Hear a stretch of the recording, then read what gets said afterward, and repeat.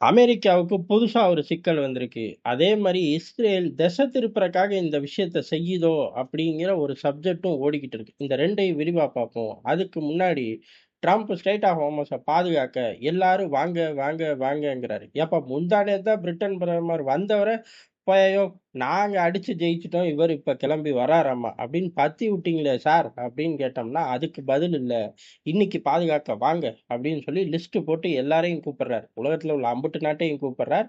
அந்த லிஸ்ட்ல எல்லா பேரும் நோ அப்படின்னு சொல்லி டிக் அடிச்சு திருப்பி அனுப்பிச்சு விட்டாய்ங்க. எப்ப ட்ரம்ப் கேட்கிறாருப்பா, அவங்க அப்பாவே வந்து கேட்டாலும் நோ தான். போ சொல்லு அப்படின்ட்டாய்ங்க.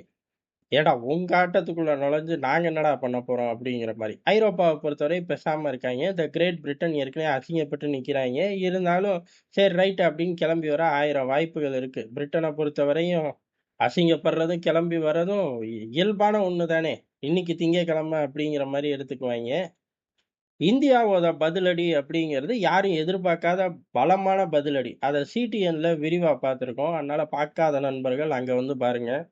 இங்க ஃபர்ஸ்ட்டு இஸ்ரேலோட விவகாரத்த பார்த்துருவோம். அப்புறம் அமெரிக்காவோட தலைவலிய அடுத்து பார்ப்போம்.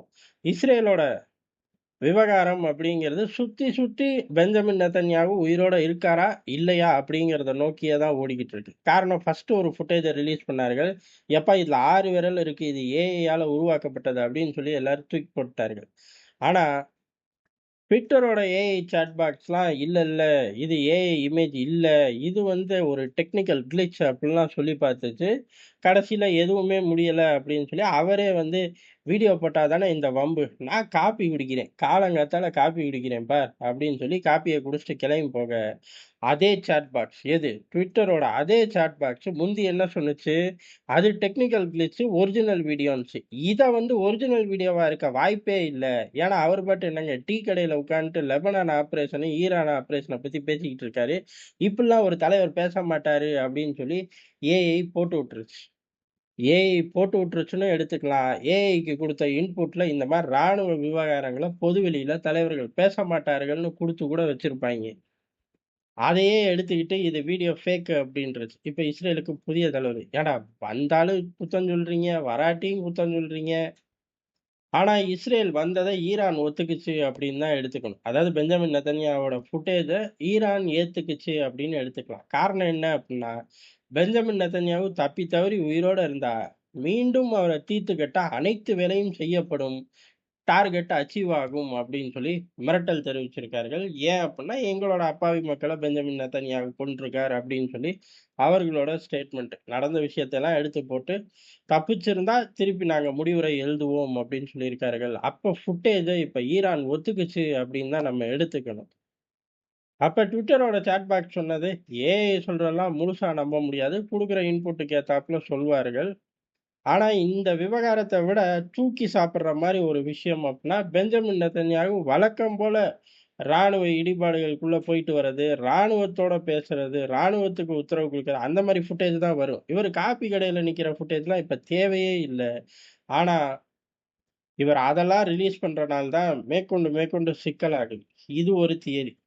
இன்னொரு தியரி என்ன ஓடுது அப்டின்னா இந்த யுத்தத்துக்கு ஆதரவு அப்படிங்கிறது இஸ்ரேல்ல குறைஞ்சுகிட்டே வருது. இஸ்ரேல் ரொம்ப காலமாவே குறையுது. காரணம் காசால யுத்தம் நடக்கும்போதே இஸ்ரேல் யுத்தத்த முடி, முடி, முடின்னு தான் எல்லாரும் பெஞ்சமின் நெதன்யாகு வீட்ட நோக்கி போனார்கள். எங்க அதே மாரி ஒரு சம்பவம் வந்துருமோ? யுத்தத்த நிறுத்துன்னு சொல்லி கத்த ஆரம்பிச்சுருவாய்ங்க உள்ளூர்ல அப்படிங்கிறக்காக, பெஞ்சமின் நெதன்யாகு இருக்கார், இல்லை அப்படிங்கிற விளையாட்டிலே கொஞ்ச நாள் இருக்கட்டும். ஏன்னா இதுலயே ஓடிப்போச்சு. 10ஆம் தேதியிலிருந்து ஓடுது. இன்னும் சொல்லப்போனா 7ஆம் தேதிக்கு அப்புறமே ஓட ஆரம்பிச்சுருச்சு. எங்கிட்டு போச்சு? எத்தன நாள் போச்சு இதுலயே? நம்ம தப்பிக்கிறதுக்கு ஒரு வழியா இருக்கும். உள்ளூர் அரசியல்ல இருந்து அப்படியே டைவர்ட் பண்ணி விட்டறலாம் அப்படின்னு சொல்லி, பெரிய அளவு செய்யறக்கு அதிக வாய்ப்பு இருக்கு அப்படின்னு ராஜதந்திர வட்டாரத்துல சொல்லப்படுற விஷயங்களாவும் இருக்கு. நமக்குமே அந்த சந்தேகம் இருக்கு. இது இஸ்ரேலுக்கு உள்ளூர்ல ஏற்பட்ட ஒரு சிக்கல். மத்தபடி ராணுவ ரீதியா அடி இவர்களும் பலமா அடிக்கிறார்கள், அவர்களும் பலமா அடிக்கிறார்கள். அமெரிக்காவுக்கு தான் இதுல பெரிய தலைவலி ஆரம்பமாயிருச்சு. என்ன அப்டின்னா, கூப்ட்டதுக்கு ஒரு பயம் வரல. இப்ப ஸ்ட்ரெய்ட் ஆஃப் ஹார்மஸ பாதுகாக்கணும். எப்படி பாதுகாக்கிறது? அப்படிங்கிறது தான் பாதுகாக்கணும்னு என்ன உங்க ஊர்லயே உட்காந்து பேப்பர்ல எழுதி ஜோப்ல வச்சுக்குவியா? கடலுக்குள்ள வா பாப்போம் அப்படின்னு சொல்லி ஈரான் கூப்பிடுது. வா பாப்போம், வா பாப்போம்ன்னு. ட்ரம்ப் தான் சொன்னாரே, எல்லா கன்னி வெடியையும் எடுத்துட்டோம். கன்னி வெடி வைக்கிற கப்பல எல்லாம் டிக்கெட் கிழிச்சு கையில குடுத்துட்டோம்.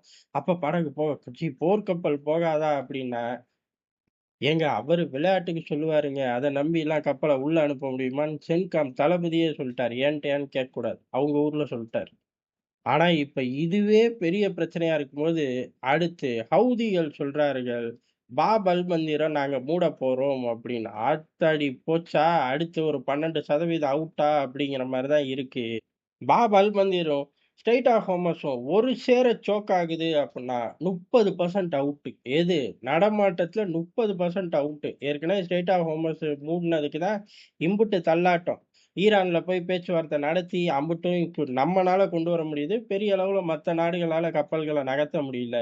இப்ப இந்த பக்கம் ஹவுதிகள்ட்ட போய் யார் பேசுறது? எல்லா நாடுகளும் ஒரு டிப்ளோமேட் சேனல் வச்சிருக்கார்கள் அப்படின்னாலும், ஒரு சேர சோக் 30% அடி வாங்கும்.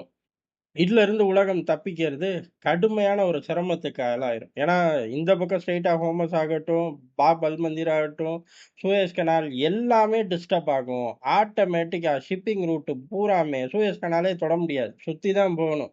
யூரோப், ஏசியா, ஆப்பிரிக்கான்னு அம்புட்டு பயலுகளும் சிரமத்துக்கு ஆளாகும். பர்ச்சேசிங் காஸ்ட் கூடிரும். அதாவது ஷிப்மென்ட் டெலிவரி காஸ்ட்டே கூடிரும். ஆட்டோமேட்டிக்கா வேர்ல்டு வைடு எல்லா ப்ராடக்ட்டும் தாறுமாறா கூடும். ஸ்ட்ரெய்ட் ஆஃப் ஹோர்மஸ்ல எவ்வளவு தூரம் பாதிக்குதோ, இன்னொரு மடங்கு அப்படியே சேர்த்துக்க வேண்டியதுதான். 100ல 30% போச்சுங்கிறம்போது, சோக் ஜாஸ்தியா இருக்கும். அதே சமயம் குளோபல் லெவல்ல எல்லா பிளேயர்களுக்கும் மாட்டிக்கும்போது, அமெரிக்காவுக்கு கூடுதலான பிரஷர் வரும். அமெரிக்காலயும் விலைவாசி அப்படிங்கிறது கட்டுக்கடங்காம போகும். இத இப்ப நாங்க செய்யப் போறோம் அப்படின்னு சொல்லி ஹவுதிகள் அறிவிச்சிருக்கார்கள். இப்ப இது ஒரு கெடு எதுவுமே குடுக்கல. அதே சமயம் அவர்கள் நாங்க இறங்குவோம். இறங்கும்போது இதான் எங்களோட ஃபர்ஸ்ட் அடியாவே இருக்கும் அப்படின்ருக்கார்கள். இப்ப அமெரிக்கா என்ன பண்ண போகுது அப்படிங்கிறது தான். பாதுகாக்க முடியுமா அப்படின்னு கேட்டா, இது ஏற்கனவே பாதுகாக்க முடியும், முடியாதுங்கிறதுக்கு உத்தரவாதமே இருக்கு. காரணம் என்ன அப்படின்னா, சனாவ டேக் ஓவர் பண்ணும்போது அதாவது ஏமன் தலைநகர் சனாவ ஹவுதிகள் டேக் ஓவர் பண்ணும்போது, இதே பிரச்சனைய அங்க கொண்டு வந்தார்கள். அதுல ஆப்போசிட்ல இருந்த நாடுகள் வெற்றி பெற்றுச்சா? அதாவது அவர்கள் முற்றுகையில இருந்து இந்த நீர்வழி தடத்த காப்பாத்திட்டார்களா? அப்படின்னு கேட்டா, காப்பாத்தல. ஆமா காப்பாத்தியிருந்தா ஹவுதிகளையும் சேர்த்து வேட்டையாடி இருப்பாங்களே! அப்படிங்கிற மாரி தான். பெரிய அளவுல அவர்கள் கிட்ட உண்டான ஒரு மிகப்பெரிய மைலேஜ் இந்த பக்கம் ஈரானுக்கு ஒரு தாறுமாறான மைலேஜ் இருக்கும். அதே மாரி இவர்களுக்கும் மைலேஜ் இருக்கு. ஒரு சேர அடிக்கும்போது 30% இப்ப ஆபத்துல இருக்கு. இப்ப ட்ரம்ப் என்ன பண்ண போறார் அப்படிங்கிறது தான். திருப்பி அவர் ஊர் உலகத்த தான் கூப்பிடுவார். ஸ்ட்ரெய்ட் ஆஃப் ஹோர்மஸ்க்கு என்ன நடந்துச்சோ, செங்கடல்ல என்ன நடந்துச்சோ, பாப் அல் மந்தீர்லயும் அதான் நடக்கப் போகுது. அண்ணே எல்லாரும் வாங்க, மலைய தூக்கி என் தலையில வைங்க, நான் தூக்குறேன் அப்படின்னு தான் சொல்லுவாரே ஒழிய, அவரே இறங்கி கிழிச்சதாக வரலாறு இல்லப்பா அப்படின்ட்டாய்ங்க. அப்ப எப்பதான் யுத்தம் நிக்கும் அப்டின்னா, யுத்தம் எப்ப நிக்கும்னா தெர்ல. விரைவில் 30% பஞ்சாயத்து வரப்போகுதுங்கிறது மட்டும் உறுதியாயி போச்சு.